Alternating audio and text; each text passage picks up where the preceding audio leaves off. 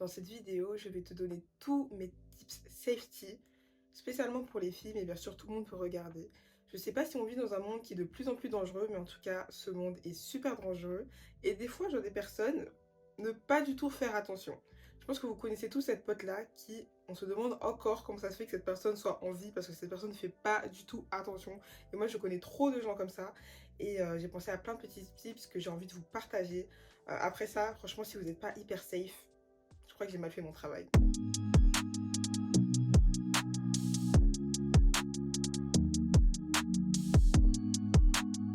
Pour structurer cette vidéo, j'ai fait 5 catégories, donc 5 gros conseils ou 5 catégories de conseils que je vais vous donner. Et le premier, ce sont les conseils pour les réseaux sociaux. On le sait, les réseaux sociaux se sont énormément développés ces dernières années et particulièrement pour notre génération. Quasiment tout le monde aujourd'hui ont des réseaux sociaux et beaucoup d'entre nous, on poste pas mal de choses. Et je vois aussi beaucoup de personnes ne pas faire assez attention.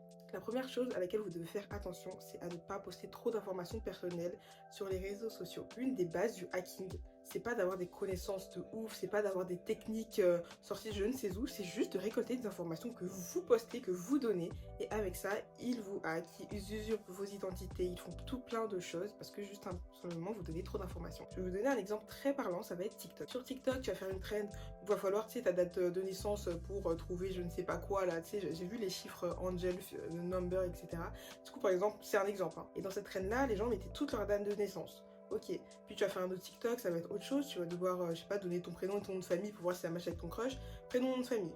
Puis après, il y en a certains qui vont pas forcément donner leur adresse, mais par exemple, ils vont faire, je sais pas, une vidéo, ils vont parler, ils vont dire ouais, moi j'habite dans cette ville, ok, la personne à ta ville. Et genre vraiment, vous vous rendez pas compte, c'est que des fois, on donne énormément d'infos, comme ça sans s'en rendre compte, et ça va être petit à petit, ça va être une vidéo où tu vas te présenter et dire toutes les informations sur toi, c'est à force. Après, il y a des personnes qui vont juste être là et récolter petit à petit des petites infos, et ne croyez pas qu'il faut énormément d'infos pour hacker une personne, hein. Généralement, date de naissance, prénom, nom de famille, plus d'autres informations, et la personne peut vous hacker hyper facilement. Donc ça, faites vraiment attention, tous ces trends sur TikTok, etc. Donnez pas toutes les informations à la fois. Franchement, il faut choisir. Si vous avez déjà donné votre prénom, nom de famille, allez pas donner votre date de naissance, allez pas vous donner la ville, il faut vraiment faire attention. Deuxièmement, ça va être pour tout ce qui est genre les vlogs, les trucs comme ça.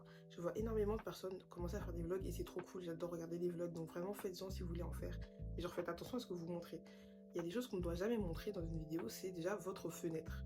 Ça, de plus en plus, ça commence à savoir, et je vois beaucoup de gens qui commencent un peu à flouter, des trucs comme ça.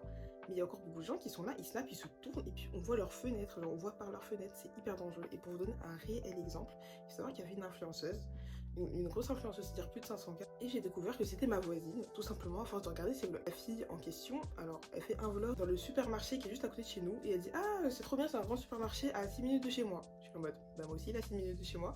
Puis ensuite, elle montre un vlog, je crois que c'était un house tour, etc., où elle montre son appart trop contente, et puis je vois par sa fenêtre. Donc, par sa fenêtre, je vois tout simplement le lieu qui est en face de sa fenêtre.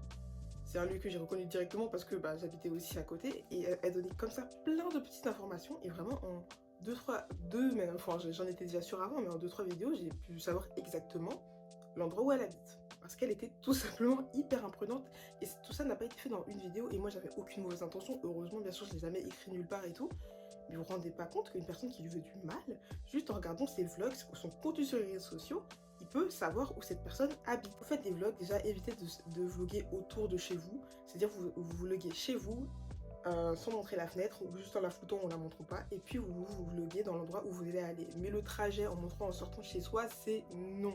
Non, non, non. On ne sait jamais qui regarde, on ne sait jamais qui a derrière son écran, donc on fait très attention. Et le dernier dans la catégorie réseaux sociaux, bien sûr c'est non exhaustif, je peux pas tout dire dans cette vidéo, mais pour moi c'est les plus importants.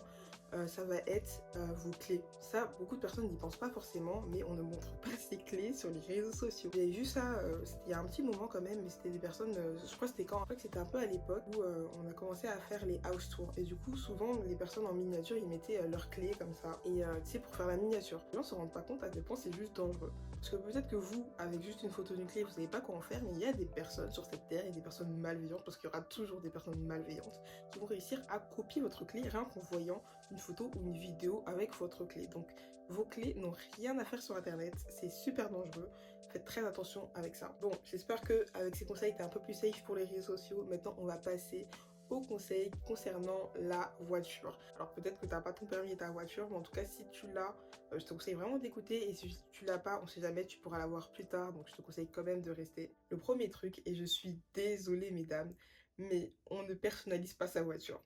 Je vois beaucoup ça sur TikTok, sur les réseaux sociaux. Vous voyez les petits volants en mousse, les trucs LED, les trucs, tu sais, les miroirs que tu accroches au miroir actuel, mais pour le rendre plus performant et tous ces petits trucs là, je suis désolée mais c'est non.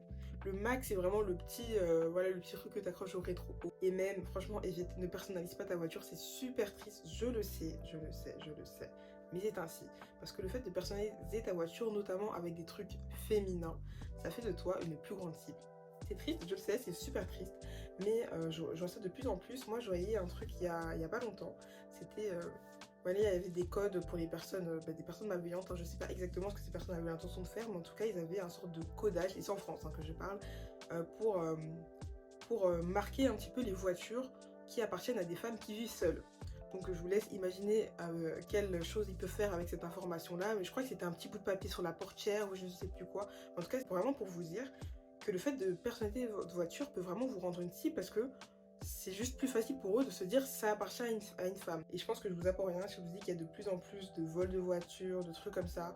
À l'époque, ils cassaient les voitures en les prenant quand il n'y avait personne dedans. Mais maintenant, avec les technologies des voitures, on sait que les voleurs de voitures préfèrent prendre la voiture quand la personne l'a ouverte, quand la personne est carrément dedans. Et croyez-moi que ces personnes, entre choisir de s'en prendre à un homme ou à une femme, ils vont choisir la femme. Et du coup, si vous personnalisez votre voiture, il se peut que des personnes planifient plus facilement de vous attaquer vous que la voiture de vos voisins par exemple. Donc c'est vraiment très important. Je suis désolée hein, mais vraiment personnalisez pas vos voitures, c'est super dangereux. Le deuxième conseil niveau voiture, c'est ne mettez pas votre sac à main en évidence. Votre sac à main, il a rien à faire sur le siège passager, c'est super dangereux. Un sac à main, c'est mieux de le garder sous le siège ou quelque part qui n'est pas visible de l'extérieur. Surtout depuis la loi où on n'a plus droit aux vitres teintées, c'est encore pire parce que du coup ils peuvent vous voir de très loin, mais c'est super dangereux. Et ça pour le coup je l'ai vu en action. Quand je vous dis que je l'ai vu en action, j'étais assise dans un parc sur une balançoire en train de jouer. Et oui j'étais déjà adulte, mais écoutez, une balançoire, je vois pas pourquoi ça devrait être que pour les enfants. Bref, en tout cas j'étais sur une balançoire en train de me balancer tranquillement dans un parc. Et je vois une voiture arriver, c'était une Mercedes, avec une femme au volant, sûrement son sac à main sur le siège. Moi je l'ai pas remarqué d'où j'étais, mais en tout cas vu la suite je pense que son sac était en évidence. Et je vois des hommes comme ça, cagoulés et tout, passer juste à côté de la voiture, mais vraiment ça allait tellement vite, j'ai pas eu le temps de réaliser. Je pense qu'ils étaient cachés dans un coin, et pourtant j'étais juste à côté, c'est-à-dire que je les ai pas vus cachés hein. J'étais là depuis au moins 30 minutes sans les avoir vus cachés. Et ils arrivent, ils ont pété la vitre, ils ont pris le sac et ils ont couru. Heureusement la femme n'a rien eu, voilà, elle aurait pu se prendre un coup etc. En tout cas de ce que j'ai vu elle avait rien parce qu'elle est sortie après et tout. Mais ils ont pété la vitre, ils ont pris son sac. Et ça c'est quelque chose qui n'est pas si rare. Je sais qu'on a toujours l'impression que ça arrive aux autres, mais je vous l'espère pas bien sûr, mais ça peut aussi vous arriver, donc faites très attention. Votre sac ne doit jamais être mis en évidence dans votre voiture. Même si vous êtes dedans, même si vous conduisez, parce que cette personne elle était arrêtée à un feu, hein. C'est-à-dire elle n'était pas en stationnement ou je sais pas quoi, donc elle était vraiment arrêtée à un feu. Et ils ont pris son sac comme ça, donc c'est super dangereux. Faites vraiment attention à vous pour ça en tout cas. Tips bonus pour les voitures, si jamais vous voyez quelque chose sur votre voiture qui n'est pas habituel, ne sortez jamais de votre voiture pour le prendre sur l'endroit où vous l'avez trouvé. Je vais vous donner un exemple parce que c'est peut-être pas clair, mais vous partez directement. Par exemple, vous rentrez dans votre voiture après avoir fait vos courses et vous voyez un billet de vin accroché à votre rétro, à votre... le truc qui lave là, ça se voit que j'ai pas le permis, hein. Je suis désolée. Ou les essuie-glaces, voilà j'ai trouvé le mot. Ne descendez pas de votre voiture pour aller le récupérer, mais au contraire, démarrez votre voiture, allez-vous-en avec ça sur votre pare-brise. Une fois que vous êtes très éloigné du lieu où il a été posé, je vous conseille de ne pas le prendre avec vos mains directement, essayez de prendre des gants. Alors soit vous en avez dans votre voiture, soit vous attendez d'être chez vous, et vous prenez des gants, quelque chose voilà, que vous ne touchiez pas avec votre main, et vous le jetez à la poubelle.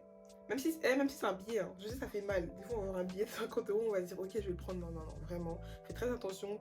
Il n'y a pas de bon samaritain dans la réalité qui va vous poser 50 € sur votre pare-brise. C'est un piège dans tous les cas. Le troisième groupe de conseils, pour moi, il est plus que nécessaire. C'est pour les soirées. Quand je dis soirée, ça peut être boîte, bar, soirée chez des gens, tout ce que vous voulez. On met dans la même catégorie, la catégorie soirée. C'est triste, je le sais. J'aimerais moi-même vivre dans un monde où ce serait pas à nous de faire attention, ce serait pas à nous de prendre autant de précautions à sortir, à avoir cette pression-là. Et malheureusement, moi, à mon niveau, je peux pas changer le monde, mais ce que je peux vous faire, c'est vous donner ces petits conseils-là. Et je pense que je vous apprends rien si je vous dis que les soirées, c'est super dangereux, notamment pour les femmes. Et mon premier conseil, c'est de 1, ne bois pas dans un verre que tu n'as pas vu se préparer devant toi. Ça va être plutôt pour les soirées à part et tout, parce que je sais que si t'es dans un, enfin, je sais pas, dans une boîte, dans un bar, un truc comme ça, où il y a un barman, forcément, il le prépare pas forcément devant toi. Il y en a qui le font devant toi, il y en a pas, voilà, ça c'est compliqué, mais si c'est un barman, ça va normalement. Il va dire normalement, parce qu'on n'est jamais safe à 100%. Mais en tout cas, si c'est une soirée, je sais pas quoi, on te donne un verre, tiens, et puis tu ne sais pas comment il a été fait, dans quelles conditions, je suis désolée, mais non merci, j'ai plus soif, j'en reprendrai après. Eh non, vraiment, on est dans un monde beaucoup trop dangereux pour accepter un verre que tu n'as pas vu se préparer. Et je sais que ça, c'est assez drôle parce que chez les Renois, chez nos parents et tout, ça c'est quelque chose qui est vraiment obvious. C'est vraiment quelque chose qu'ils savent que pour eux c'est normal, c'est dans leur culture. Jamais on prend un verre qu'on n'a pas vu faire. Mais je sais que c'est pas dans toutes les cultures et que tout le monde n'a pas ce même type de safety, tu vois. Mais en tout cas, si vous ne savez pas comment a été fait le verre, juste vous ne le buvez pas. Et ça ressemble un petit peu au deuxième conseil de cette catégorie, c'est vous ne laissez jamais votre verre plein sans surveillance. Ou même pas plein, vous ne laissez pas votre verre sans surveillance. Si vous voulez aller aux toilettes et que vous avez votre verre, que vous n'avez pas forcément envie de le finir, je suis désolée, mais vous le finissez et vous l'emmenez. Vous n'allez pas laisser votre verre sans surveillance, partir, oh c'est pas grave, c'est que des gens sympas, je les connais. Non, on ne connaît pas les gens. On ne connaît pas les gens. Je suis désolée, hein. Vraiment, ça peut être vos amis. Dans le nombre d'histoires que j'ai entendues, on ne connaît pas les gens. On ne laisse pas un verre sans surveillance. Que vous soyez dans une soirée à part, alors encore pire, hein, si vous êtes en boîte ou dans des bars, des trucs comme ça, je pense que j'ai même pas besoin de vous raconter des histoires sur quoi je me base, je pense que vous le savez en fait. Mais vraiment, on ne laisse pas son verre sans surveillance. Et j'ai vu pas mal de trucs se développer. C'est des crunchy, donc ces petits chouchous. Et quand tu l'ouvres, ça fait un sorte de protège-verre. Donc en gros, tu peux le mettre par-dessus et il y a un petit trou pour la paille. Alors bon, j'en ai pas acheté personnellement, mais en tout cas, ça peut être une alternative qui est assez sympa. Mais dans tous les cas, même s'il y a ça, vous ne laissez pas votre verre. Hein. C'est-à-dire, vous le prenez avec vous, mais en tout cas, ça peut être encore plus sympa pour éviter de devoir vraiment le fixer, parce que je sais qu'il y en a par exemple qui vont tenir leur verre, ils vont mettre des trucs pendant que t'es pas attentif. Donc faites juste très attention à ce que vous mangez et buvez. Le troisième, il va être très rapide, c'est toujours avoir de la charge. Vraiment, je sais que quand t'es en soirée, peut-être t'as envie de snap et il se passe des trucs mais finir la soirée avec un téléphone à moins de 20%, c'est non. Déjà de 1, si tu peux amener une batterie externe, c'est très bien. Et si tu peux pas, vraiment décharge pas ton téléphone. Vraiment, parce que quand tu vas devoir rentrer chez toi, c'est beaucoup plus sûr d'avoir un téléphone avec de la charge. Comme ça, tu pourras appeler s'il se passe quelque chose, mais juste rentrer décharger. Moi, je voyais des gens faire ça, hein, genre décharger leur portable et tout, et puis rentrer sans batterie. Je suis là en mode waouh, mais est-ce qu'on vit dans le même pays? Est-ce qu'on vit dans la même place pour faire ça? En tout cas, non, vraiment, faites pas ça. Gardez toujours un peu de charge, et si vous savez que vous êtes du genre à vider votre batterie, que vous avez un iPhone et tout, prenez une batterie externe. Il y en a des beaucoup plus fines en ce moment, parce que je sais qu'à l'époque il y avait des grosses batteries où tu devais avoir le fil. Maintenant il y en a même qui se collent juste à ta coque et tout, c'est beaucoup plus fin et tout, c'est moins chiant. Donc vraiment, ayez toujours votre batterie externe, ou alors ne déchargez pas votre portable, c'est super important. Le quatrième conseil pour les soirées, ça va être le retour. On le sait, quand tu vas en soirée, normalement tu vas rentrer tard, tu vas rentrer la nuit, et rentrer tard quand t'es une femme, c'est dangereux. C'est super triste encore une fois, mais c'est dangereux. Donc mon conseil c'est, déjà si tu rentres en Uber, partage toujours ta localisation à plusieurs personnes. Ça va être soit les personnes qui étaient avec toi, soit des personnes qui sont chez toi. Enfin, vraiment, partage ta localisation à plein de gens, même si tu les saoules. Franchement, si c'est tes vrais amis et qu'ils sont saoulés parce que tu leur partages ta loc, c'est pas tes amis. Franchement, je suis désolée de le dire, c'est pas tes amis. N'hésite pas à le partager à tes amis, ta famille, tout ce que tu veux. Partage ta localisation, qu'ils sachent quand t'es parti, que si genre... imaginons que le trajet est de 20 minutes, si 20 minutes après t'es pas arrivé, qui commence à s'inquiéter, voilà, mais partage ta localisation, c'est super important. Malheureusement, on peut pas, voilà, on peut pas décider à la place des personnes malveillantes. Mais en tout cas, essaye quand même de prendre le maximum de sûreté. Si tu rentres en transport en commun, rentrer en transport en commun, ça peut être beaucoup moins cher, donc une meilleure alternative si t'as pas trop de thunes, mais il faut faire attention. Déjà, si tu rentres en métro. Moi, j'habite à Paris, donc c'est vrai que j'imagine toujours un monde parisien. Je sais qu'il y en a qui sont pas le métro, mais en tout cas, si tu rentres en métro, essaye toujours de te mettre dans le premier wagon.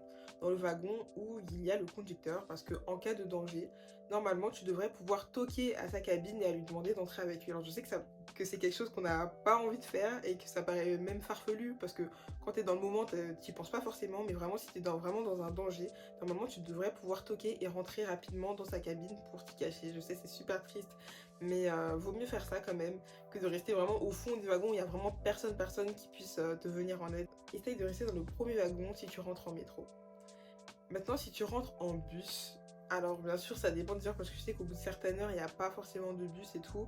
Mais bref, si tu rentres en bus, il faut savoir qu'il y a une loi. Alors je suis désolée, j'ai pas l'heure exacte et tout. Je pense que je l'écrirai hein, parce que là c'est vrai que j'ai un petit peu oublié. Maintenant si tu rentres en bus, dernièrement j'ai vu qu'il y avait une loi où quand tu rentres tard en bus, tu as le droit de demander au chauffeur de te déposer entre deux arrêts. Je vous mettrai plus d'informations, je pense quelque part, parce que là je me souviens plus exactement de quoi il s'agit, mais en tout cas, tu as le droit à partir d'une certaine heure, quand il fait nuit, quand il fait tard, de demander au chauffeur de te déposer entre deux arrêts. À présent, si tu rentres en bus, j'ai vu récemment qu'il y avait une nouvelle loi que quand tu rentres à partir d'une certaine heure, le chauffeur a le droit de te déposer entre deux arrêts. C'est-à-dire, imaginons que ta maison se trouve entre deux stations et que descendre dans l'une ou dans l'autre, bah, ça fasse loin et que ce soit donc un peu plus dangereux parce que c'est dangereux de marcher seul malheureusement quand on est une femme.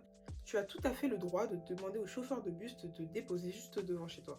Et ça peut être vraiment cool pour les personnes qui habitent dans des endroits pas très sécures ou tout simplement sur un long chemin ou une longue allée où vous allez marcher seul, ce qui reste toujours dangereux même si vous êtes dans un quartier calme. Ça c'est vraiment... Donc n'hésitez pas, vraiment n'hésitez pas dans la vie à demander au chauffeur de vous déposer entre deux arrêts. La quatrième catégorie, ça va être les dates. Encore une fois, vous faites ce que vous voulez de votre vie. Je vois de plus en plus de dates, notamment avec les applications de rencontres et tout. Et malheureusement, ça peut être très dangereux. Je pense que ça, je vous apprends rien du tout pour le coup. Pour celui-là, je vais essayer de le passer un peu plus vite parce que je pense que c'est limite obvious. Le premier, ça va être de toujours informer quelqu'un que tu te rends à ce date-là. Les personnes soient au courant de où tu te trouves, à quelle heure et avec qui. C'est obligatoire. Vraiment, tu ne te rends pas à un date comme ça, dans le secret, sans personne. C'est super dangereux. On ne sait pas encore une fois à qui on a affaire. Même si, je sais pas, t'as parlé pendant un moment avec cette personne, t'as un bon feeling, on ne sait pas il y a à faire. Tant que tu ne connais pas cette personne, tu te rends pas à un rendez-vous avec une personne que tu ne connais pas sans avoir prévenu personne. Le deuxième, au niveau du date, ce que je te conseille, c'est de toujours choisir un lieu public. Restaurant, café, parc, il y a tellement d'endroits publics où tu peux capter une personne que le oui, je te fais un date chez moi comme ça, je te fais à manger, non. Voilà, non. Écoute, il y a trop de personnes qui découpent des gens. Voilà, on ne fait pas confiance à autrui. Ah, c'est trop cool, il veut me faire à manger. Non, voilà, t'as à manger chez toi. Tu commandes un Uber si t'as faim, mais en tout cas, vraiment un lieu public. Ensuite, ça va être fais confiance à ton instinct. Vraiment, l'instinct féminin, c'est vraiment quelque chose sur laquelle je parierais. Quand je vous le dis, notre instinct, il est fort. Notre instinct, il est fort. Donc, fais confiance à ton instinct. Si t'arrives, tu sens qu'il est bizarre. Il y a un truc qui va pas. Il y a un truc qui te dérange. Tu sais pas quoi. Ne te dis pas non, je suis folle. Non, non, non. Si t'as un instinct, c'est que l'instinct, il a une raison. Donc si tu te sens pas bien, franchement, n'hésite pas à partir. Quitte à sortir une excuse, vraiment, va-t'en. Ensuite, ça va être, assure-toi toujours d'avoir un moyen de transport en retour. On ne sait pas si ça se passe mal, ou assure-toi quand même d'avoir un moyen de retour. Voilà, déjà de pas aller à une heure trop tard où t'es plus de transport retour, ou de t'assurer d'aller dans un lieu où il y a potentiellement des Uber ou des choses comme ça, où tu puisses retourner seul et donc pas compter sur cette personne-là. Voilà, je pense que j'ai pas besoin de développer pour que vous sachiez pourquoi ce conseil est super important, mais vraiment, assurez-vous toujours d'avoir un moyen de retour. Et le dernier, ça peut être un peu chiant, mais même dans un date, encore une fois, c'est une personne que vous ne connaissez pas, même deuxième, troisième date, je suis désolée, c'est pas une personne que vous ne connaissez, il y a des informations que cette personne ne doit pas savoir. Sur votre adresse et des trucs comme ça, faites quand même attention à ne pas le donner à n'importe qui. Enfin, il y a quand même des informations qu'il faut faire très attention, tu vois. Ça revient un petit peu avec ce que je disais au début sur le hacking et tout. On ne sait pas qui est en face, tu vois ce que je veux dire, on ne sait pas qui est la personne en face, donc vraiment donner toutes vos informations, faites quand même attention. Là, je parle particulièrement aux personnes qui aiment partager, parce qu'il y a des personnes qui sont très... J'ai oublié comment on dit ça, il y a un terme en anglais, c'est les overshare, accent, je suis désolée, overshare person, je sais plus quoi, bref, en tout cas, c'est des personnes qui adorent partager et qui créent des relations humaines, justement, en racontant des choses sur eux.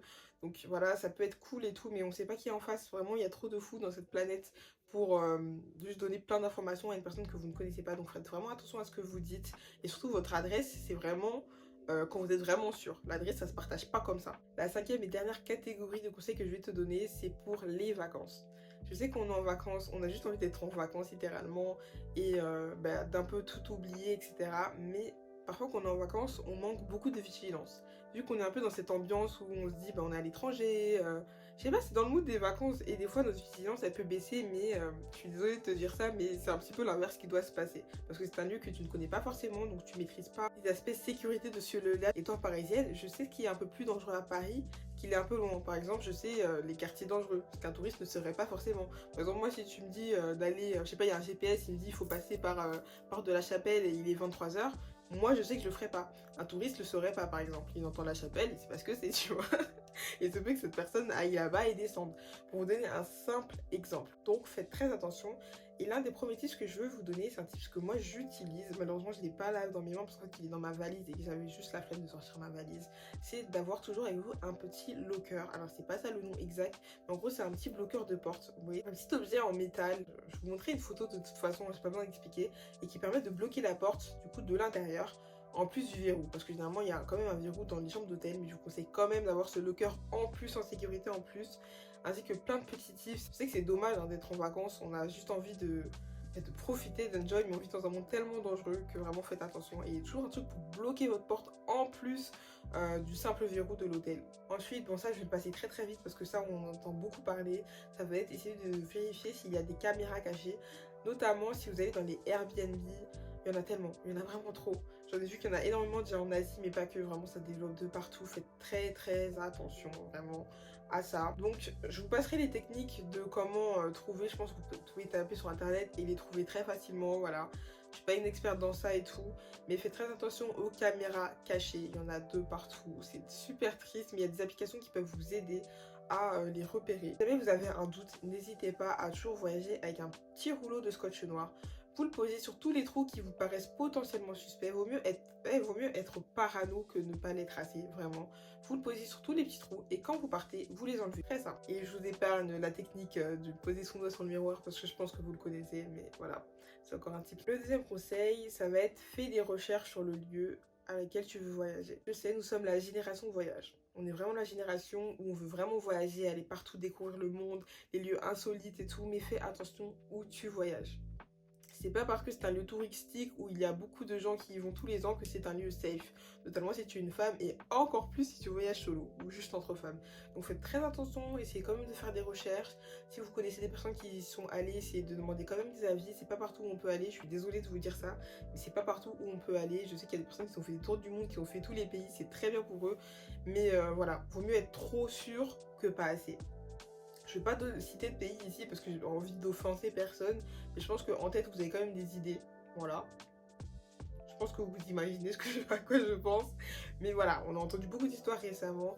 Donc faites attention, n'oubliez pas aussi que les situations des pays elles changent. Donc c'est pas parce qu'un pays est réputé à peu près safe ou que t'as pas entendu trop de choses que récemment il n'y a pas eu quelque chose de politique qui a fait que c'est devenu moins safe. Donc vraiment, renseigne-toi avant d'aller dans un pays. Et le dernier, il paraît évident, mais je sais que des fois on peut oublier, je le répète encore une fois, quand tu es dans un mood. Regarde. On peut oublier, je le répète encore une fois, quand tu es dans un mood vacances, des fois on peut vraiment juste oublier tous les types de sécurité, mais vraiment ne partage pas trop d'informations avec des personnes que tu connais pas, même si oui, je sais qu'en vacances c'est super cool le truc de, je sais pas, rencontrer de nouvelles personnes, des locaux et tout, discuter et tout, mais il faut faire attention aux informations que tu donnes, notamment si tu es une femme et que tu voyages. Oh, c'est trop triste la phrase que je vais dire. J'ai du mal à finir ma phrase, mais si tu voyages sans un homme avec toi, ça fait mal à dire, mais évite d'aller le crier sur tous les toits. Tout simplement, tu parles à quelqu'un et tout, ah tu voyages seul? Non, non, je voyage avec mon frère, il est à l'hôtel, il n'avait pas envie de sortir aujourd'hui, voilà. Toujours faire croire. Voilà, je suis désolée, c'est triste, hein. Si un jour tu lis une relation avec cette personne, tu lui diras, bah écoute, je te connaissais pas au début, normalement cette personne comprendra, mais voilà. Ne va pas crier sur tous les toits que tu es une femme seule qui voyage, ou alors vous êtes deux petites meufs ensemble et tout. Je suis désolée de vous inciter à mentir, mais dans la vie, parfois il faut mentir. Donc évitez de dire que vous voyagez solo. Évitez de dire que vous n'êtes pas accompagné de personnes masculines, c'est super triste mais je suis désolée. Et voilà, évitez de donner juste trop d'informations sur vous. Donc voilà, je crois que c'est tout pour cet épisode. La vidéo elle va déjà être assez longue comme ça. Je vous ai donné quelques petits tips, bien sûr c'est non exhaustif. Je suis sûre que j'aurai encore d'autres idées plus tard. Peut-être que je ferai une partie 2, peut-être pas. Et voilà, en tout cas c'était mes tips. J'espère vraiment qu'avec ça tu seras beaucoup plus safe parce qu'on vit dans un monde dangereux. On ne sait pas qui est derrière, on ne connaît pas les intentions des gens. Donc vraiment, reste toujours safe. Et en tout cas, j'espère que mes conseils t'ont aidé. S'ils t'ont aidé, n'hésite pas à liker, commenter, partager. Et si tu as d'autres tips safety, n'hésite pas à les partager en commentaire. Ça peut aider des gens. Bien sûr, j'ai pas pensé à tout. Donc si tu en as d'autres, n'hésite pas à les mettre en commentaire. Ça peut vraiment sauver des situations. On ne sait jamais qui on a sauvé en mettant juste un simple commentaire. Voilà, en tout cas, j'espère vraiment que tu as kiffé. Moi, j'ai vraiment kiffé tourner cet épisode qui n'était pas du tout prévu. C'est pour ça qu'on se retrouve pas dans le setup habituel. Parce que, en fait, il est juste tard. Et j'ai juste eu l'idée du podcast comme ça en tête. Et donc, j'ai pris mon micro. Et à la base, c'est ça, dans la création de contenu. Juste prendre son micro et pas toujours tout prévoir. Je ne l'ai pas écrit, celui-là. Donc, je suis vraiment contente d'avoir tenu tout un épisode sans avoir écrit, donc c'est vraiment trop cool, c'était spontané j'espère. Et voilà, en tout cas je vous retiens pas plus et moi je vous fais de gros bisous et je vous dis à la semaine prochaine.